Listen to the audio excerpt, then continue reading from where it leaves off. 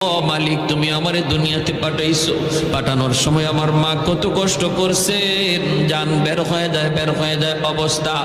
এরপরে আমি দুনিয়াতে আসলাম, এত কষ্ট আমি মাকে দিলাম, কিন্তু মার কোনো খেদমত আমি করতে পারলাম না। আমার মা ঋণ আমি শোধ করতে পারলাম না। আল্লাহ, আজ যদি তুমি আমাকে জান্নাতে দিতে চাও, আমার মা বাবা সারা জান্নাতে যাইবো না।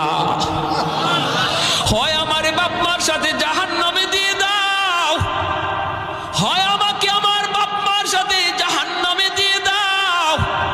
রব্বুল আলামিন তখন বলে, বান্দারে, আমি আল্লাহর আদত হচ্ছে জাহান্নামীকে জান্নাতে দেওয়া, কিন্তু